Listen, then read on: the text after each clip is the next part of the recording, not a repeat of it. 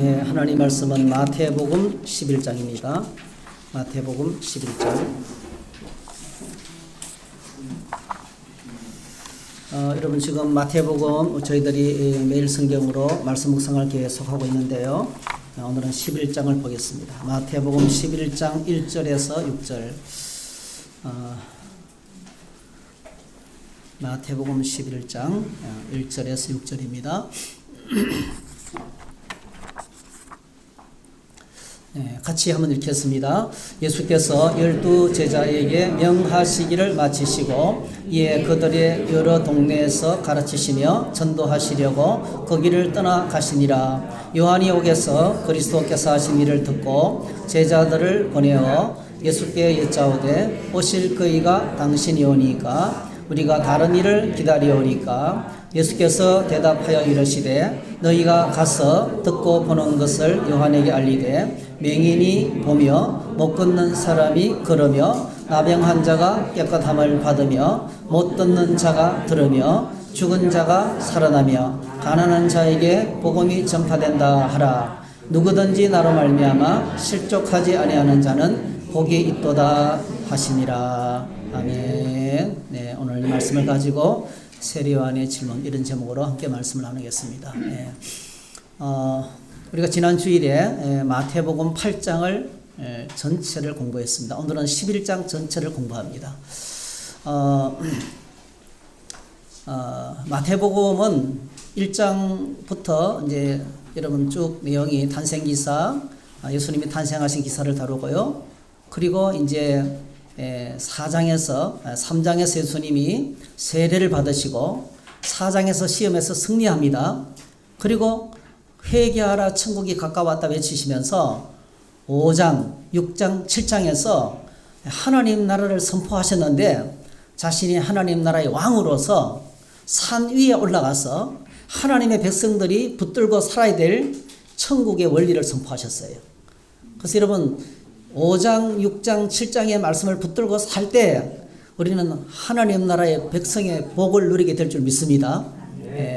얼마나 하나님 앞에 와 있는 것 자체가 복인지, 우리가 내가 부르짖어 찾을 우리의 영적인 아버지, 우리의 삶의 인도자, 내 삶을 책임지시는 하나님이 계신 것이 얼마나 큰 복인지. 여러분 아무리 이 땅에서 화려해도요 부모가 없고 인생의 가이드가 없으면 그는 방랑자입니다.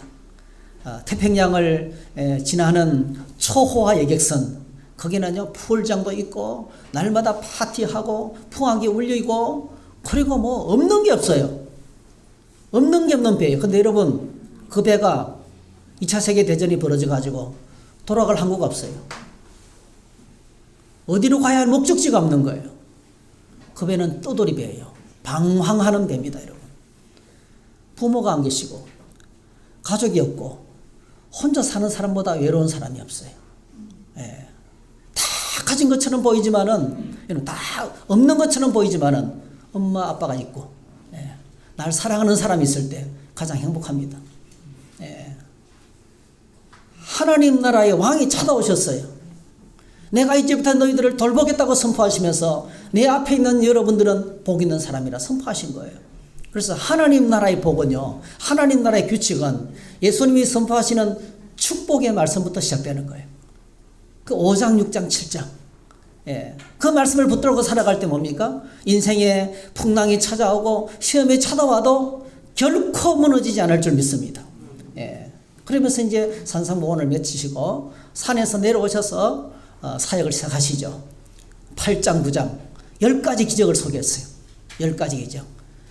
왕의 권능으로 말씀을 선포하시고 산 아래 내려오셔서 왕의 권능으로 사역하십니다. 사람들이 예수님의 가르치는 것에 놀란 이유가 예수님에서 입에서 나온 말씀은 그냥 말씀이 아니에요. 그 말씀 그대로 성취되고 이루어지는 능력의 말씀이었습니다. 지금도 우리가 말씀 붙들고 살아가는 이유가 말하고 있어요. 하나님의 말씀은 능력이 있습니다. 할렐루야. 천지를 창조하신 그 말씀이 오늘 역사를 진행하시고 구원자를 보내주시고 역사가 마치게 될 거예요. 이걸 붙들고 살아가는 것이 하나님 백성이라는 거죠. 세 가지 병을 고치셨어요. 특별히 초반부의 8장에서 제일 먼저 나병 환자를 고쳤습니다. 나병 환자는 일단 냄새가 추하죠. 온몸이 썩어 문드러집니다. 신경이 마비되고 더럽기가 거지없어요. 지나갈 때 그냥 먹지 나는 부정합니다. 나는 더럽습니다라고 외치면서 지나가야 돼요. 그 다음에 중풍병자를 고쳤습니다. 특별한 사람의 중풍병입니다. 백부장의 하인의 중풍병을 고쳤어요. 백부장의 하인의 중풍병을 고쳤습니다. 그리고 시몬의 장모의 열병을 고쳤습니다. 중풍병을 그러니까 나병을 고치시고 중풍병을 치료하시고 열병을 고치셨습니다. 이 무엇이라 그랬어요? 죄의 특징을 나타내는 세 가지 대표 질병이라 그랬어요. 그래서 예수님께서 어떻게 고치셨습니까? 아주 적극적으로 나병 환자에게 손을 얹었습니다. 접촉했습니다. 여러분, 접촉하면 자기가 부정하기 때문에 그거는 율법이 금한 거예요. 그 이방인인 백부장의 집에 적극적으로 가셨습니다. 그것도 금하는 거예요. 그리고 뭐죠? 열병을 앓아 누운 이 여인에게는 친히 찾아가셔서 손을 잡고 그를 치료하셨어요. 그 당시에 이방인들, 그 다음에 나병 환자들, 그리고 또 여인들은 뭐죠? 사람들이 소외 인간적인 대접을 받지 못하는 하층의 그룹이었어요. 가장 초라한 사람들의 고통을 주님이 찾아오셔서 치료해 주셨어요. 그래서 이 광경을 바라본 마태는 감격합니다. 10가지 기적을 쫙 소개하면서 10가지 기적을 소개하면서 그 한가운데에다가 9장에다가 자기가 주님을 만난 사건을 기록해놔요. 마태는 이 은혜를 받은 사람이에요.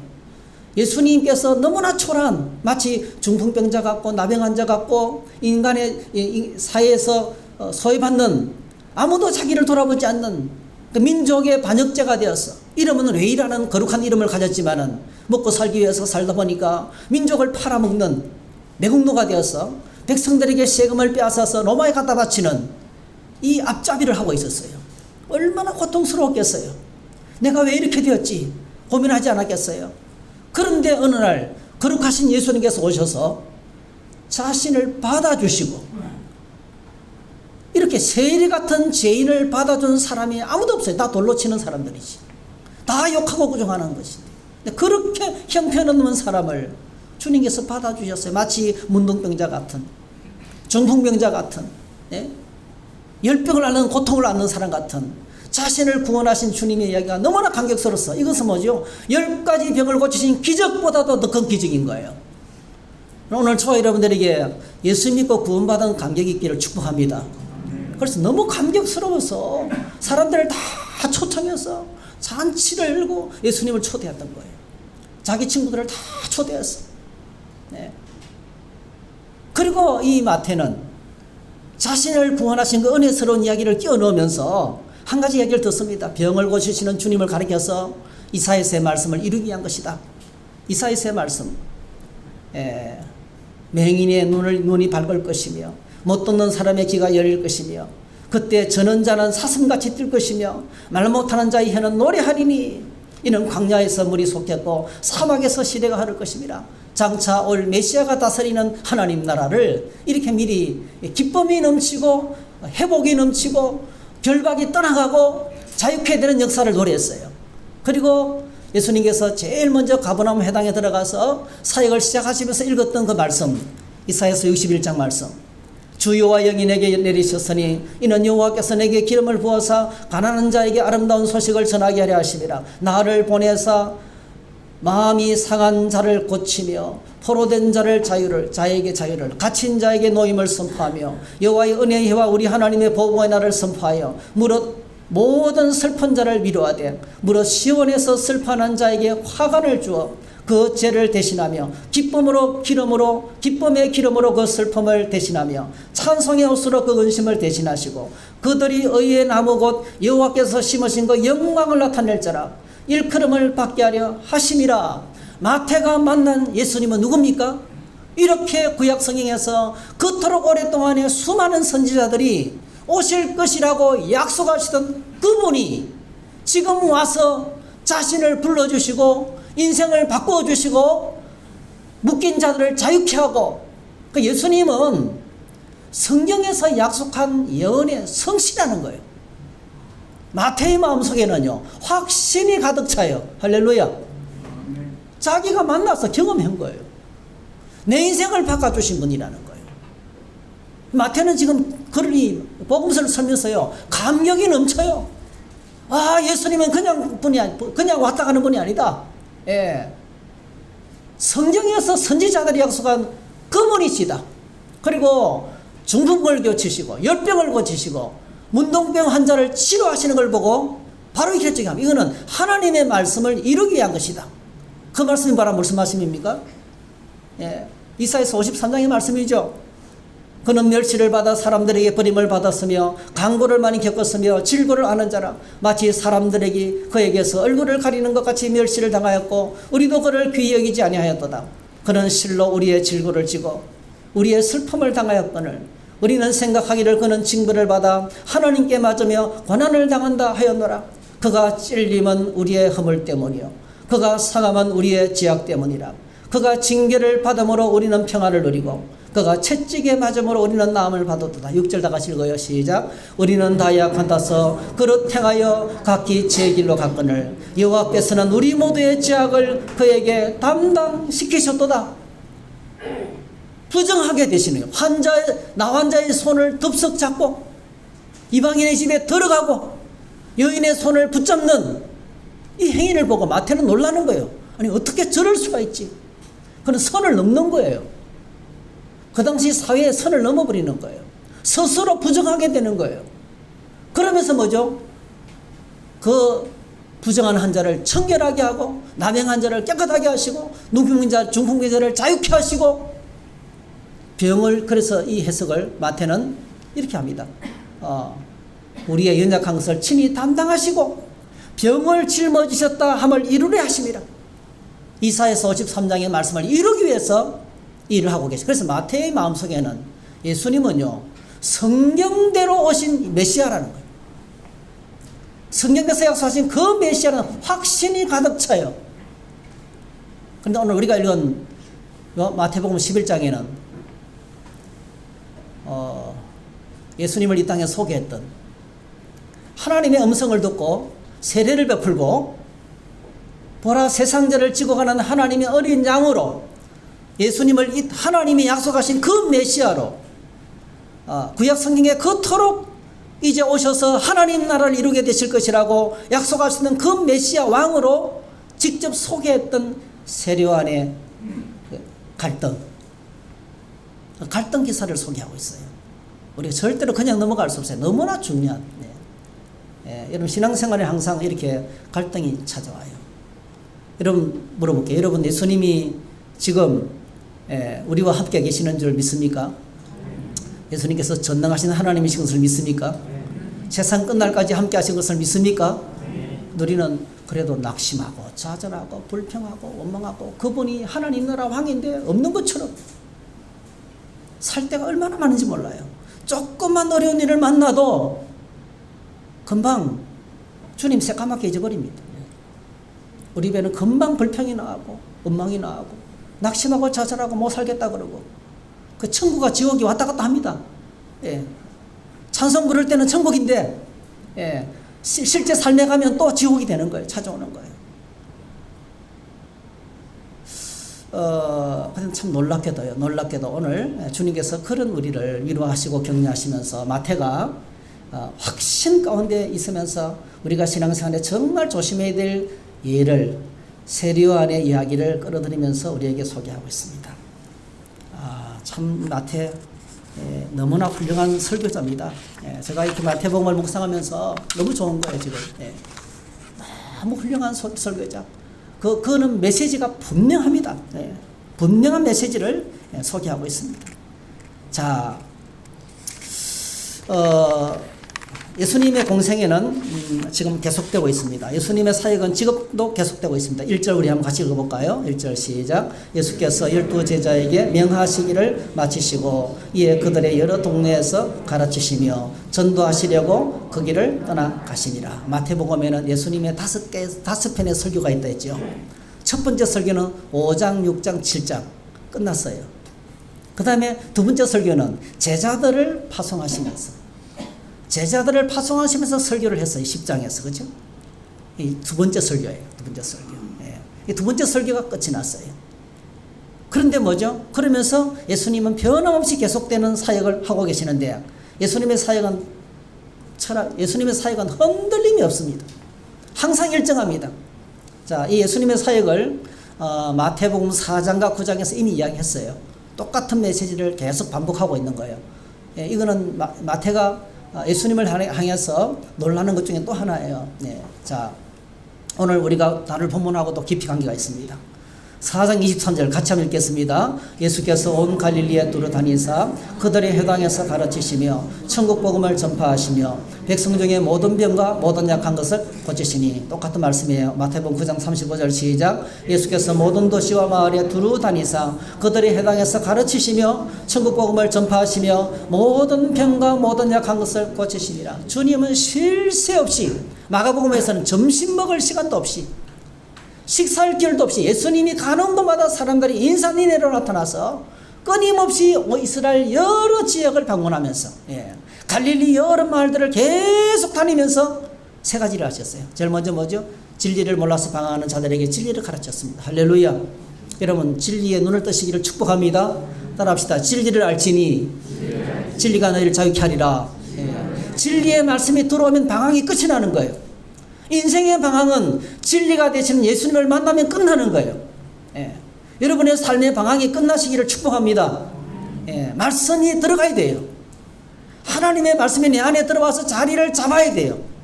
그래야 방황이 끝이 납니다. 예수님께서 가장 마시하신 것, 가는 곳마다 말씀을 가르치셨어요. 사람들이 인산인해로 모여드는데 딱 두 가지 목적이었어요. 진리의 말씀에 갈증을 느꼈어요. 그래서 말씀도 듣고 병고침을 받기 위해서 항상 두 가지예요. 영적인 피로와 육신적인 피로를 위해서 몰려들었어요. 그 다음에 두 번째로는 천국을 프리칭했어요. 천국을 광고했어요. 외쳤어요. 회개하라, 천국이 가까웠다. 회개하라, 천국이 가까웠다. 어떻게 가까이 왔습니까? 천국의 왕이신 주님이 찾아오신 거예요. 누구든지 그분의 말씀을 듣고 순종하면 하나님 나라 통치가 임하는 거예요. 말씀에 순종하면서 이 믿음으로 주님을 만나면 내 삶에 하나님 나라가 임하는 거예요. 여러분, 교통이 복잡한 사거리에 늘 사고가 나는 거예요. 사고가. 네. 근데요, 경찰관이 딱 하나 서 있어요. 하도 많은 사고가 나니까 경찰관이 딱 서 있어요. 사고 날까요, 안 날까요? 왜 안 납니까? 예, 철저하게 신호를 지키니까. 안 지키면 뭡니까? 바로 딱지가 붙으니까요. 거기 대통령의 공권력입니다. 그게 나라입니다. 나라. 그 나라가 얼마나 안전하고 견고한지요. 나라 되면 주권이 있어요. 나라가 얼마나 법대로 주권을 집행하느냐에 달려있는 거예요. 하나님 나라의 주권은 말씀으로 우리에게 다가옵니다. 오늘 주와 여러분들 하나님의 백성으로 하나님의 통치를 받아들이는 것, 주님의 말씀에 아멘하고 받아들이는 거예요. 네, 말씀대로 살겠습니다. 말씀을 받아들이는 그곳에 천국이 임합니다, 여러분. 그래서 놀랍게도 여러분, 우리가 주의 말씀에 집중하면 하나님의 통치가 임해서 질병이 치료되고 내 삶의 방황이 끝이 나고 내 삶의 목적이 생기고 인생이 반드시 새롭게 될 줄 믿습니다. 이게 하나님 나라의 법이에요. 네. 하나님 나라를 선포하셨어요.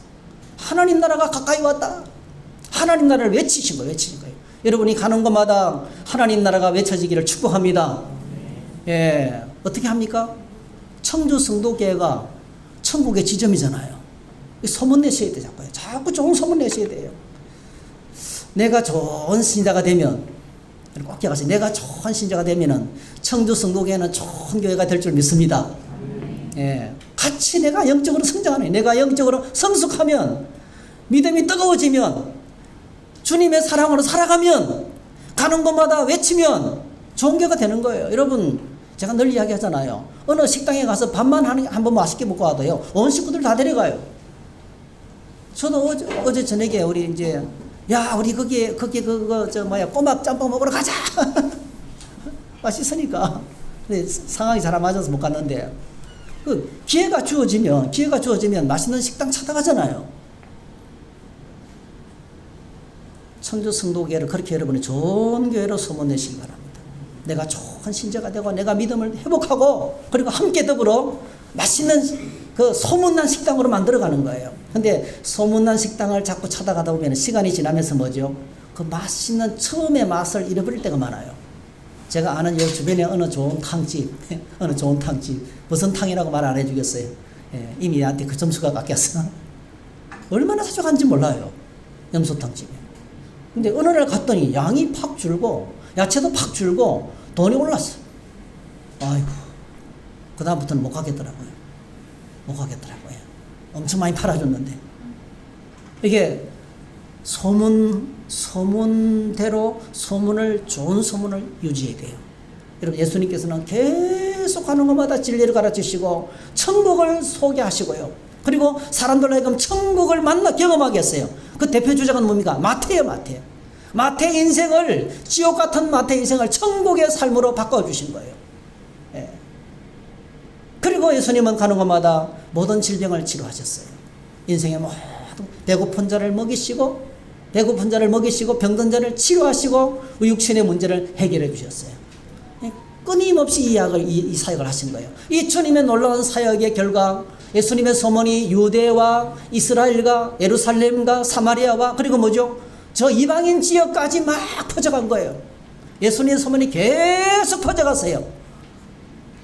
감옥 속에서 예수님의 소문을 요한이 들었어요. 세례요한이 들었습니다. 자, 2절 3절 같이 읽겠습니다. 시작. 요한이 옥에서 그리스도께서 하신 일을 듣고 제자들을 보내어 예수께서 여짜오되 오실 그이가 당신이 오니까 우리가 다른 일을 기다리오니까 이랬어요.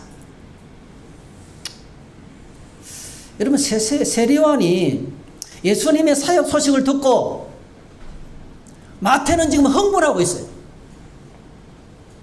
구약 성경에서 약속하신 그 메시아라는 거예요.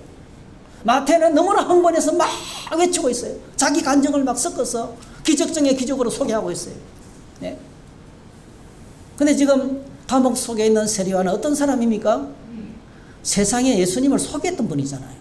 네. 근데 그분이 감옥에 갇혀서 지금 갈등을 하고 있는 갈등을. 여러분, 어떻게 하다가 세례요한이 이렇게 예수님을 향해서 의심을 갖고 갈등하는 사람이 되었을까요? 그는 예수님에게 세례를 베풀면서 성령이 비둘같이 임하고 하늘문이 열려서 이는 내 사랑하는 아들이요 나의 가장 기뻐하는 자니라는 음성을 같이 들었던 사람입니다. 그리고 세상 속에 예수 그리스도를 세상자를 지고 가는 하나님의 어린 양으로 소개했습니다. 하나님이 보내신 메시아를 소개했던 장본인입니다. 자, 감옥 속에서 세례요한이 예수님 그리스도께서 하시는 소문을 듣고 예수 그리스도에 대한 어떻게 갈등과 의심이 찾아오게 되는지를 깊이 한번 생각해 보세요. 그것은요, 지금 세례요한이 감옥에 갇혀 있는 것과 깊은 관계가 있어요. 네, 감옥에 갇혀 있는 것하고 굉장히 깊은 관계가 있습니다. 세례요한이 알고 소개했던 메시아는 어떤 사람이었을까요? 그분이 메시지를 보면 알겠죠. 그래서 누가복음 3장을 보면, 이사야서 61장에 보면 이제 그거 알고 있는 메시아죠.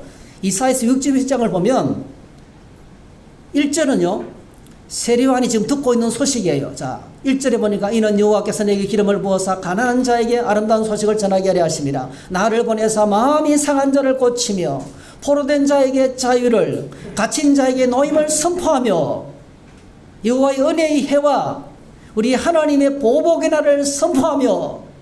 근데 이러면서 지금 세례요한하고 지금 안 맞는, 세례요한에게 지금 하고 지금 부딪히는 게 어떤 겁니까? 자신이 지금 감옥에 갇혀 있는데요. 예수님은 자신을 위해서는 아무 일도 안 하는 거예요. 왜 갇힌 자를 자유케 해야 되잖아요. 근데 오늘 예수님께서 세례요한이 질문을 했을 때에 세례요한의 제자들에게 가서 봐라, 뒤틀려준 대답은 한 가지를 딱 빼버린 거예요. 갇힌 자를 자유케 하고. 네. 그 다음에 또 하나 있습니다. 하나님의 보복의 날. 그러니까 구약 성경이 이사야 선지자를 통해서 하나님이 보내주시겠다는 메시아는 어떤 메시아입니까? 두 가지예요. 구원하시는 메시아, 그 다음에 뭐죠? 심판하시는 메시아예요. 구원하시는 메시아, 심판하시는 메시아. 그 고통스럽게 만들던 사람들을 다 처단하고 심판하시고 그리고 뭐죠? 그 백성을 구원하시는 메시아였던 거예요. 근데 지금 세례요한이 듣고 있는 메시아는 어떤 메시아입니까? 좀 달랐어요. 자, 누가복음 3장에 보니까 세례요한이 메시지를 소개하고 있는데요. 세례요한의 사역을 이렇게 소개하고 있어요. 우리가 지금 다 알고 있어요. 자, 수많은 사람들이 세례요한에게 세례를 받으러 오는데 세례요한이 가격합니다. 독사의 자식들아. 사실은 조금 번역이 좀 잘못됐어요. 예. The son of viper예요. son of viper. 악마의 자식들에 대해서 악마의 자식들. 예. 마귀의 자식입니다. 마귀의 자식들. 그러니까 어둠에 속한 자들이라는 뜻이에요. 독사의 자식들아, 누가 너희에게 일러 장차 올 진노를 피하라 하느냐? 그러므로 회개에 합당한 열매를 맺고 속으로 아브라함이 우리 조상이라 말하지 말라. 내가 너에게 이르노니 하나님이 능히 돌들로도 아브라함의 자손이 되게 하시리라. 이미 토끼가 나무 뿌리에 놓였으니 좋은 열매 맺지 않은 나무마다 찍혀버려 던져지리라. 과격해요. 세례요한의 메시지는요, 무서운 하나님의 진노의 심판을 외치는 메시지였어요. 그렇죠? 회개하지 않으면 하나님의 진노의 심판을 피할 수가 없다는 거예요. 그래서 백성들에게 회개하라고 외쳤어요. 수많은 사람들이 회개한 표로 회개하고 스스로 세례를 받는 거예요. 세례요한 앞에 와가지고 자가 세례, 스스로 물속에 들어갔다 나오는 세례를 받고 있었던 거예요. 그 사역을 세례요한이 계속했습니다, 여러분. 자, 그리고 세례요한이 이렇게 막 엄청 용감하게 심판을 막 외치니까요, 사람들이 혹시 세례요한이 하나님께서 보내신 메시아가 아닌가를 생각했어요. 그때 세례요한이 이렇게 말합니다. 자, 3장 15절에서 20절까지인데요. 우리 한번 같이 읽어보겠습니다. 시작. 백성이 바라고 기다림으로 모든 사람들이 요한을 혹 그리스도신가 심중에 생각하니 요한이 모든 사람에게 대답하여 이르되 나는 물로 너에게 세례를 베풀거니와 나보다 능력이 많으시니가 오시나니 나는 그의 신발끈을 풀기도 감당하지 못하겠노라. 그는 성령과 불로 너에게 세례를 베푸실 것이요 손에 키를 들고 자기의 타작마당을 정하게 하사 알곡 건무와 곡간에 들이고 쭉정이는 꺼지지 않는 불에 태우시리라 했어요. 그분은 엄청난 분인데 나는 메시아가 아닌데 나는 그분을 모시는 것조차도 부족한 사람인데 그렇게 말하면서 그가 오시면 성령과 불로 세례를 베푸실 것이다. 우리가 이걸 가르쳐서 잘못 생각하면 그냥 불세례, 성령의 불세례 이렇게 해석하기 쉬워요. 아니에요. 성령으로 세례 베푼다는 것은 백성들을 구원한다는 뜻이에요. 네. 그리고 불로 세례를 베푼다는 것은 그 뒤에 설명이 나오죠. 알곡은 모아다가 곡간에 들이고 쭉정이는 불에 태워버리는. 그러니까 모든 가짜와 잘못된 믿음은 주님께서 불로 심판하실 거라는 거예요. 그러니까 구원하시고 심판하시는. 이사야서가 외친 메시지가 똑같죠. 예수님께서 오시면 구원하시고 심판하신다는 거죠. 그래서 여러분 요한계시록에 보게 되면은 우리의 구원이 언제 완성이 됩니까? 주님이 오셔서 심판하실 때 우리 구원이 완성이 돼요. 예. 우리의 구원이 정말 세상은 우리를 그토록 힘들게 했던 세상이 멸망합니다. 주님의 심판으로 완전히 멸망할 때 우리가 새하늘과 새 땅에 영원히 들어가게 되는 그 이야기를 심판의 메시지를 전했던 거예요. 그리고 뒷부분에 보게 되면 또 그 밖에 여러 가지로 권하여 백성에게 좋은 소식을 전하였으나 분봉왕 헤롯 대왕이죠. 자기 동생의 마누라를 뺏어왔어요.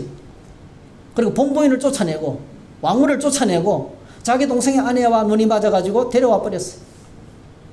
여러분 아무도요 절대 권력에 관해서 말하지 않았어요. 그런데 여러분 세례요한은요 부자들과 본인들에 대해서 대포를 쏘았어요. 그 당시 사회 기득권을 향해서 그들의 악을 그냥 정면으로 책망했습니다. 그리고 헤롯 왕의 악까지도요 서슴지 않고 책망을 했어요. 그 결과 어떻게 됐습니까? 감옥에 들어갔던 거예요. 세례요한은요 자기가 외친 메시지 그대로 사역했던 거예요. 어느 누구도 두려워하지 않고 하나님의 심판을 믿으면서 담대하게 외치면서 말씀을 전했습니다. 그러니까 세례요한은 그 속에 가장 강력한 메시지가 구원하시는 메시지보다는 뭐예요? 회개를 촉구하는 심판의 메시지를 외쳤던 거예요. 장차 올 메시아는 어떤 사람입니까? 심판하는. 그러니까 어떤 분을 기대했냐면은 썩어 빠진 세상, 정치도 썩었고 종교도 썩었고 교회 예배당도 썩었고 다 썩어 빠졌어요. 그래서 어떻게 했습니까? 그들은 이 성전을 버리고 그죠? 사회를 떠나서 광야에 나가 살았습니다, 여러분. 그 당시에 광야에 나간다는 것은 딱 두 가지예요. 그 당시 종교 세상을 떠났다는 것이고, 또 하나는 로마의 정권에 저항하는 사람의 뜻입니다, 여러분.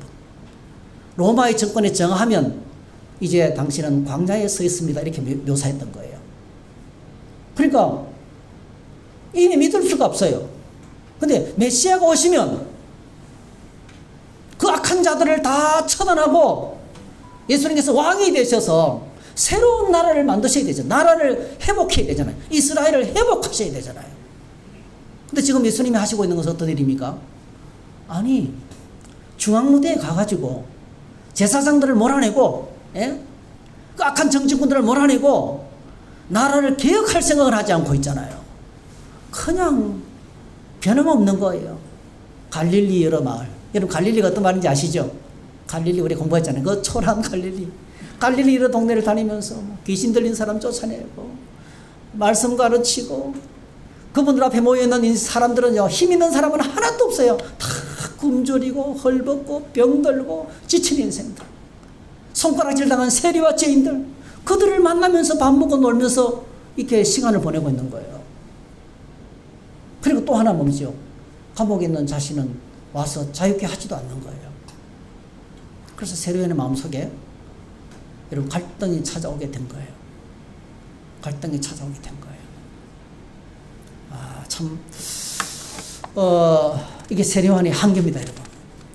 세리와이 갖고 있는 신앙의 한계. 그가 감옥에 왜 갇혔는지, 감옥에 왜 갇혔는지, 예수님께서 왜 그를 찾아오지 않는지.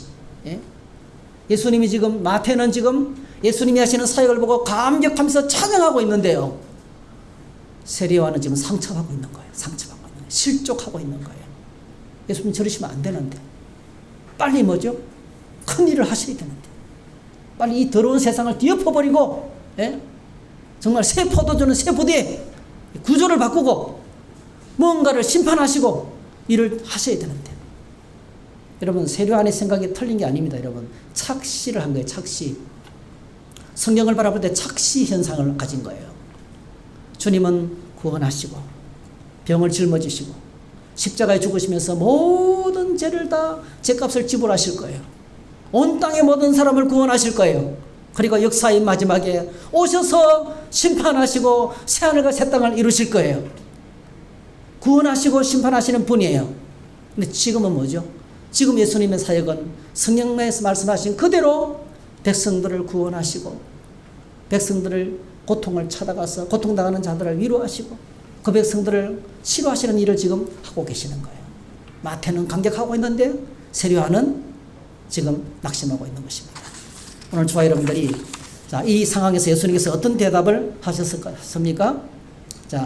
예수께서 대답했습니다. 맹인이 보며 못 걷는 사람이 걸으며 남의 간저가 깨끗함을 받으며, 이사야서 61장에 있는 말씀이죠. 성경 말씀을 그대로 들려주면서 나로 말미암아 실족하지 않는 자는 복있다. 믿음이 흔들리지 말고 낙심하지 말고 갈등하지 말고 끝까지 인내하고 믿으면서 이 사명을 다하라는 거예요. 끝까지 믿음이 흔들리지 않고 견디고 승리할 것을 이야기했습니다. 예수님의 대답은요, 성경을 통해서 내가 성경에서 약속한 그 메시아라는 사실을 다시 확인시켜 주셨어요. 성경을 통해서 자신의 정체성을 들려주셨습니다. 그리고 예수님께서 이 세리와를 평가합니다. 이런 세리와를 향해서 예수님이 평가하십니다. 그게 9절에서 11절입니다. 한번 같이 읽어보겠습니다. 시작. 그러면 너희가 어찌하여 나갔더냐? 선지자를 보기 위함이었더냐? 옳다. 내가 너희에게 이르노니 선지자보다 더 나은 자니라. 기록된 바 보라, 내가 내 사자를 내 앞에 보내노니 그가 내 길을 내 앞에 준비하리라 하신 것이 이 사람에 대한 말씀이니라. 내가 진실로 너에게로 말하노니 여자가 낳은 자 중에서 세리와보다 큰 이가 일어남이 없도다. 그러나 천국에서는 극히 작은 자라도 그보다 크니라. 이거 어떤 이야기입니까? 세리와는 선지자 중에 선지자라는 거예요.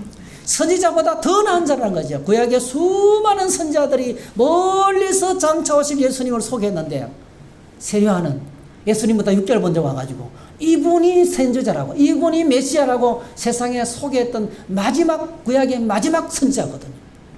가장 가까이서 눈으로 목격하면서 사람들에게 메시아를 소개했던 것이거든요. 예수님을 소개하는 사명까지가 세례요한의 사명이었어요. 그는 지금 뭡니까? 자신의 사명을 다 감당했던 거예요. 그리고 뭐죠? 지금 죽음을 기다리고 있는 거예요. 이런 세례요한을 가리켜서 예수님께서 여자가 낳은 자 중에서 가장 큰 사람이다. 여자가 낳은 사람 중에서 가장 큰 사람이다. 그러면서 애매한 말을 남깁니다. 천국에서는 지극히 작은 자라도 그보다 크다. 이렇게 말했어요. 여러분, 천국에 서열이 있을까요? 천국에 가면 큰 자가 있고 작은 자가 있고 이렇게 이럴까요? 그러면 천국이 아닐 것이라고 말하는 사람도 있습니다, 여러분. 이 말씀은요, 이 천국은 죽어서 사는 천당의 질서가 아니고요, 하나님 나라 안에 있는 이야기입니다. 구약 세례요한은요, 오늘 예수님께서 말씀하셨어요. 그는 마지막 선지자다. 구약의 마지막 선지자다. 구약이 언제부터 끝이 납니까? 세례요한이 딱 죽으면 구약이 끝이 나는 거예요, 이제. 구약 시대가 끝이에요. 신약 시대에 무엇이 벌어집니까? 그토록 예언했던 메시아가 오셔서 우리에게 나타나셨어요. 그 백성을 거두기 시작하셨어요. 그리고 모든 죄를 십자가에서 지불하셨어요. 그리고 그 십자가의 은혜와 영광으로 오늘 저와 여러분들이 하나님의 아들 되고 딸 되고 천국의 영광스러운 백성으로 영원히 살게 될 것이에요. 할렐루야. 그래서 구약시대에 아무리 위대한 선지라 할지라도 이렇게 메시아를 만나고 메시아를 경험하고 메시아를 보고 하나님의 자녀가 되는 것하고는 비교가 안 된다는 거예요. 그러니까 십자가 이후의 영광이 엄청나다는 거예요. 여러분 기억하시기 바랍니다. 우리가 아무리 초라해도 세례요한보다 낫습니다. 우리는 지금 경험하고 그분을 만나고 그분과 함께 영원히 살 거예요. 역사 가운데 임하신 주님을 이미 경험하고 알고 있어요. 그래서 이 세례요한은 지극히 작은 자라는 것은요, 주님을 따르는 제자들을 이야기합니다. 예수님을 따르는 무리들 보세요. 다 작은 자들이잖아요. 소외된 사람들이잖아요. 그들이 바로 뭐죠? 천국에서는 크다 하는 것이 바로 뭐죠? 메시아를 보았기 때문에 그렇습니다. 그러면서 예수님께서 이렇게 평가합니다. 여러분, 세례요한이 어떤 사람이었습니까? 9절에서 11절에 소개하기를 그는 바람에 흔들리는 갈대도 아니고요. 바람에 흔들리는 갈대, 이 갈대란 말은요, 그 당시에 동전의 그림이었어요. 이걸 헤롯 대왕을 가리켜요, 사실은요. 광야에 왜 나갔느냐? 돈 때문에 나갔느냐 이 뜻입니다. 사실은.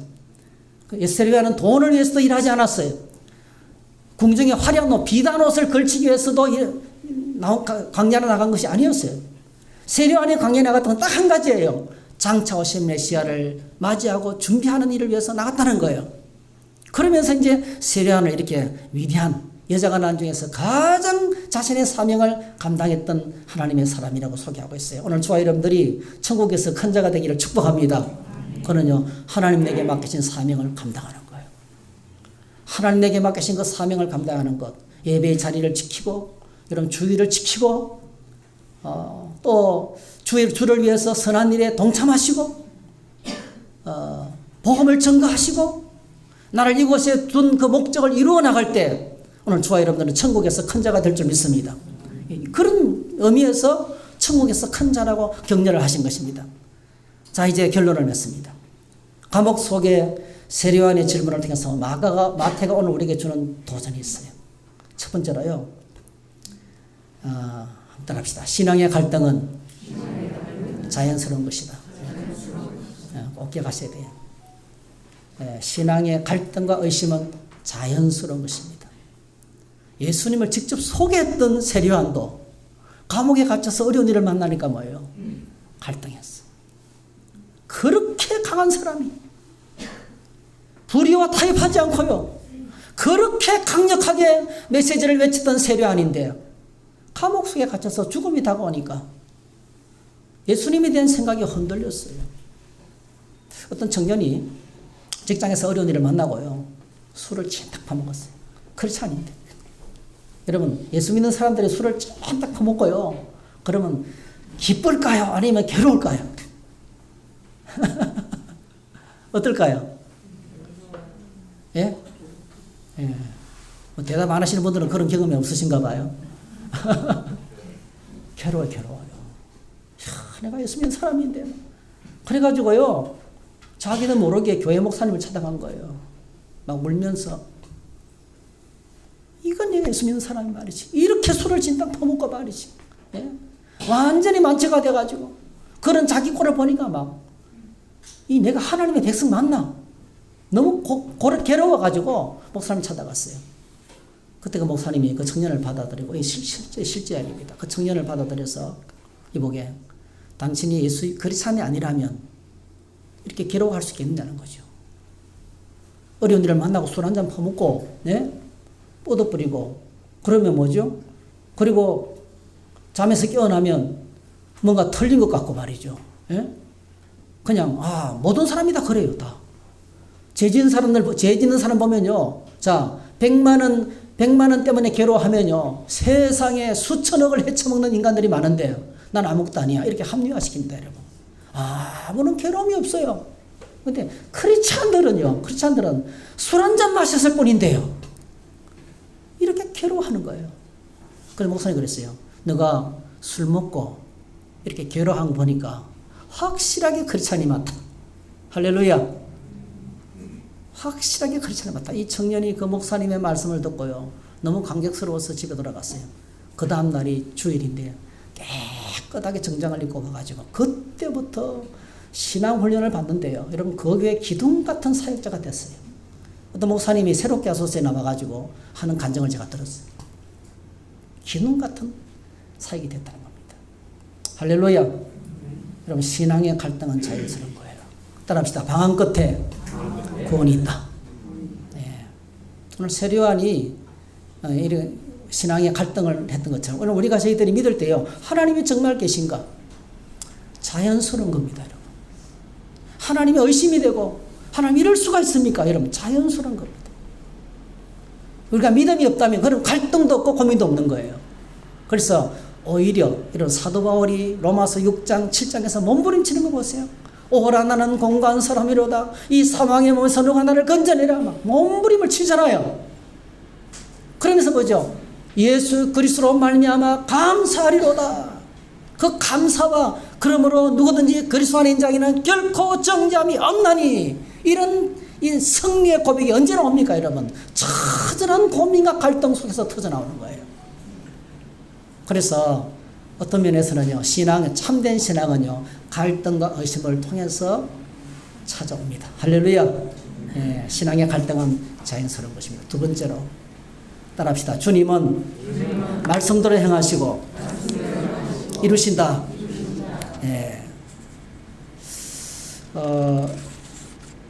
예수님의 공생의 사역은요, 철저하게 말씀대로 사역하셨습니다. 예수님의 모든 사역은 구약 성경을 이루는 것이었습니다. 세례요한의 질문도 예수님은 성경적으로 대답했습니다. 여러분, 말씀 속에 우리 인생의 모든 문제가 있어요. 오늘 저와 여러분들이 인생의 문제를 안고 주님 말씀에 보좌해 나가면 주님 우리에게 정확한 정답을 들려주실 줄로 믿습니다. 말씀으로 들려주셨어요. 말씀으로. 내 인생을 향하신 하나님의 선하신 계획과 뜻이 살아있습니다. 그래서 오늘 마태는 우리에게 외치고 있어요. 자, 11장 15절 읽으십시다. 시작. 귀 있는 자는 들을지어다. 시작. 귀 있는 자는 들을지어다. 너무 중요한 주제인 거예요. 귀 있는 자는 들을지어다. 그래서 16절부터 24절까지요. 마태가 들려주는 말씀의 내용은 딱 한 가지예요. 시장태 어린아이들. 여러분 어린아이들은 어떻게 놉니까? 어른 흉내 내죠. 그렇죠? 어린아이 놀이는 옛날에는 어른 흉내 안 내는 거예요. 그 부부 싸움하는 것도 흉내 다 내잖아요. 그래서 그 아이들 노는 거 보면 정말 재밌어요. 정말 재밌습니다. 남자는 남편 노릇하고 어린아이들은 엄마 노릇하면서 역학을 얼마나 기가 막히게 하는데 오늘 예수님께서 그 어린아이들 놀이를 하는 거예요. 그 당시 예수님 당시 어린아이 놀이들 시장터에서 장사하는 사람들 흉내 내는 거예요. 피리를 불고 춤을 추면서 호객행위를 하는 거예요. 그러면요 물건을 사줘야 될 거 아니에요. 또 장례식 노래 막 곡을 하면서 슬퍼하는 것 연습을 해요. 놀이해요. 그러면요 같이 슬퍼해야 될 거 아니에요. 근데 아무도 관심이 없는 거예요. 그 시대 사람들의 특징이 어린아이 놀이를 통해서 반응이 없었어요. 주님이 말씀하셔도 반응이 없었어요. 이 말은 뭐죠? 말씀에 대해서 완악해진 상태를 말합니다. 그래서 예수님께서 저주를 선포합니다. 화 있을진저 꼬라시나 화 있을진저 베세다야 화 있을진저 가버나움아. 예수님께서 엄청난 권능과 말씀을 갈릴리 지역을 돌아다니면서 말씀을 해주시고 기적을 행하셨는데요. 아무도 사람들이 진심으로 주님께 돌아와서 그 말씀에 귀를 기울이면서 주님께 나오는 사람들이 없었던 거예요. 그래서 주님께서 마태복음 우리가 설교합니다. 따라합시다. 귀 있는 자는 들을지어다. 여러분, 주님이 말씀하시면 반응하시기를 축복합니다. 주님의 말씀에 아멘 하시고요. 주님, 이 말씀이 내게 이루어지기를 원합니다. 붙잡아야 돼요. 그렇게 말씀 붙들고 살아가는 인생이 인생의 문제를 해결받고 하나님 나라의 백성이라는 거예요. 하나님 나라의 백성은 말씀에 따라서 움직이는 거예요. 예. 그래서 마태는 오늘 초하련들에게 설교를 외치고 있는 거예요. 주님의 입에서 나오는 말씀을 붙잡고 살아라는 거죠. 오직 주님의 말씀. 오직 주님의 말씀. 그래서 마지막으로 초청합니다. 마지막으로 11장 25절에서 30절 수고하고 무거운 짐진 자들아 다 내게로 오라. 수고하고 무거운 짐진 자들아 다 내게로 오라. 예.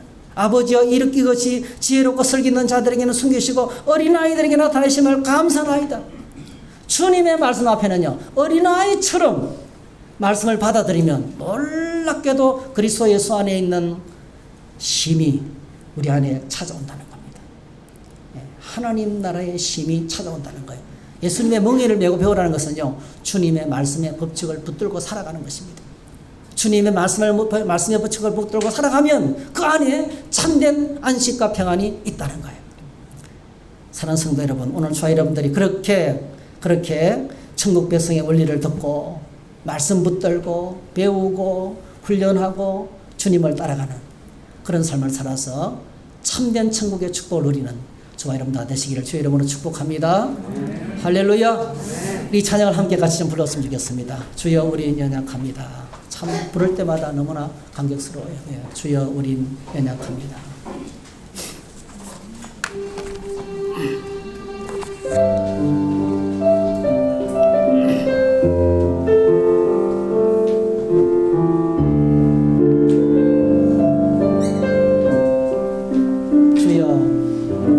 주여 우린 연약합니다.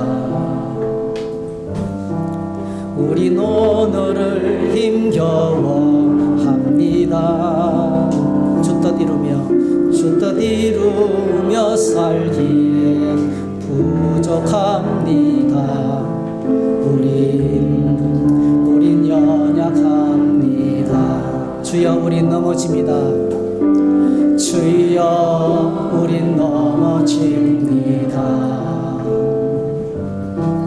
오늘 하루 또 실수합니다. 주의 긍휼을 구하는 죄인입니다. 우리 주만 바라. 우리 처음부터 한 번 더 고백하십시다. 주여 우린 연약합니다. 주여 우린 연약합니다.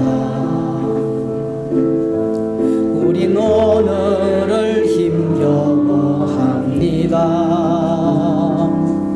주 뜻 이루며 살기에 부족합니다. 우린 연약합니다. 주여 우린 넘어집니다. 주여 우린 넘어집니다. 오늘 하루 또 실수합니다. 주의 긍휼을 구하는 죄인입니다. 우리 주만 바라봅니다. 한없는 주님의 은혜, 한없는 주님의 은혜 온 세상 위에 넘칩니다. 가릴 수 없는 주 영광 온 땅 위에 충만합니다. 주님만이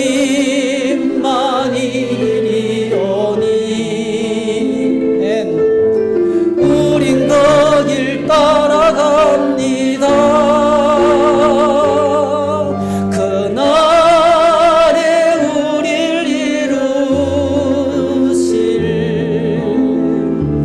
주는 완전 고백하겠습니다. 주여 우린 연약합니다. 우린 오늘을 힘겨워합니다. 주 뜻 이루어 살기에 부족합니다. 우린 연약합니다. 주여 우린 넘어집니다. 오늘 하루 또 실수합니다. 주의 긍휼을 구하는 죄인입니다. 우리 주만 바라봅니다. 한없는 주님의 은혜, 한없는 주님의 은혜, 온 세상 위에 넘칩니다. 가릴 수 없는 주 영광, 온 땅 위에 충만합니다. 주님만 이기리오니 우린 그 길 따라갑니다. 그날에 우릴 이루실 주는 완전합니다.